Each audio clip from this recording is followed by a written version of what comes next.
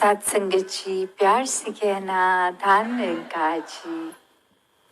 अकोट में आप सभी महापुरुष के सत्संग का एक आनंद लेते हुए पिछले कुछ घंटों से संदेश यही सुन रहे कि कैसे एक परमात्मा की उपज है पूरी कायनात। तो इस कादर ने ये कुदरत बनाई, हर चीज़ ये कण कण में खुद भी है और ये कण कण इसी के अंदर भी है।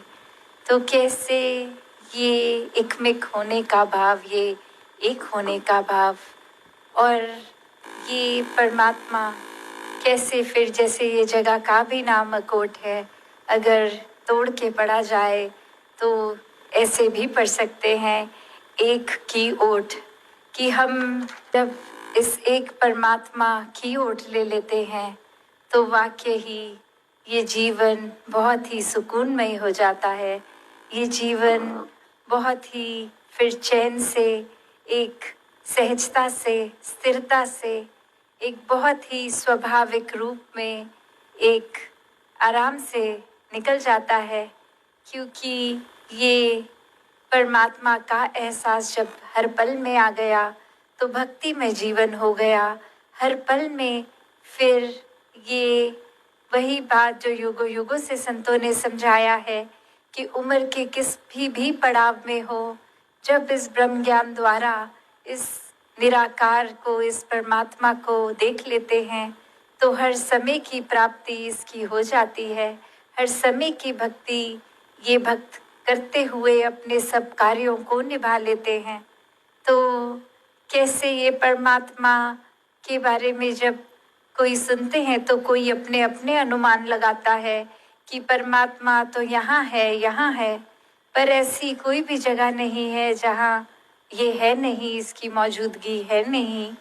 तो किस तरह फिर ये अनुमान वाला जीवन नहीं, ये हर समय जो अंग संग पहले से ही है, इसको देखकर फिर ये ऐसा कोई पल नहीं होता जो हम महसूस करते हैं कि कोई दूरी है इस परमात्मा और हमसे।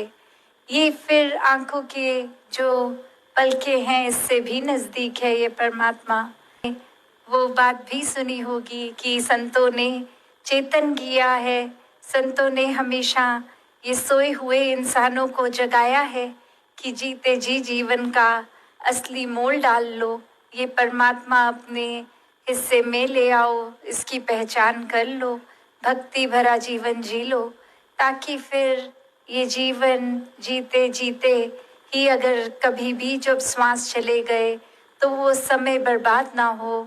जितना भी श्वास से बीत गई तो उसकी कोई बात नहीं, पर जितनी रह गई हैं वो तो इस परमात्मा को देखकर इसके एहसास में जिया जा सकता है। दासी ने पहले भी आपके चरणों में रखी कि एक बहुत ही बुजुर्ग महिला कुछ सड़क पे ढूंढती हुई और बहुत देर से ढूंढती हुई, और जाने वाला एक इंसान ने जैसे ही ये देखा तो वो भी एक उस बुजुर्ग महिला के पास जाकर देखने लग गए सड़क पे नीचे की ओर कि कुछ ढूंढ रही हैं, लगता है तो कुछ मिलेगा तो इनको बताएंगे। और वो भी नीचे उसी प्रकार ढूंढ रहा है साथ में। और फिर थोड़ी देर के बाद वो जैसे ही पूछता है कि आप ढूंढ क्या रही हैं, तो वो कहते हैं कि मैं एक सुई ढूंढ रही हूँ, बहुत छोटी सी सुई है। तो वो व्यक्ति और ध्यान से देखता है कि वाकई ही इस बुजुर्गी में नज़र भी इनकी कमज़ोर हो गई होगी, तो मुझे बहुत अच्छे से प्रयत्न करना होगा कि मुझे शायद नज़र आ जाए, मैं तो नौजवान हूँ, आंखें तो ठीक हैं।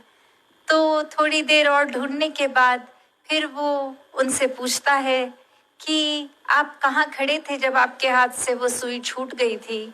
तो वो बुजुर्ग महिला बताती हैं कि मैं अपने घर के अंदर थी, अपने कमरे में थी जब वो सुई मेरे हाथ से छूटी थी। तो फिर वो इंसान हैरान भी और थोड़ा गुस्से में भी कि इतने समय से फिर आप बाहर क्यों घर के उस सुई को ढूंढ रहे हैं, जबकि वो गिरा अंदर है, आप बाहर सड़क पे ढूंढ रहे हैं। तो वो आगे से इंसान, वो महिला कहती हैं कि अंदर मेरे घर के बहुत अंधेरा है, तो वहाँ तो मैं ढूंढती भी तो संभवतः मुझे नहीं मिलती। इसलिए बाहर सड़क की स्ट्रीट लाइट के नीचे ये रोशनी में मुझे लगा यहाँ ठीक से नजर आ जाएगा, यहाँ ढूंढ लेती हूँ। तो बात क्या कि वस्तु कहीं ढूंढत कहीं, कि कहाँ जाना है इस परमात्मा की पहचान करने। तो वो संतों के संग से ही ये ब्रह्म ज्ञान की प्रेरणा भी युगों युगों से मिली है। तो ये डायरेक्शन कि ये ब्रह्म ज्ञान कहाँ से मिलना है, निराकार का पता कहाँ से चलना है और कहाँ ढूंढ रहे हैं सभी। तो हर कोई जहाँ अपने जीवन में भक्तिमय जीवन जिए, इस परमात्मा को पहले जानकर, इसको देखकर, फिर इसके साथ एकत्व का रिश्ता, एक होकर इसके साथ, फिर वो एकत्व में विश्वास भी आता है, एक बहुत ही स्थिरता भी आती है। दातार कृपा करे, सात संगत जी, धन निरंकार जी।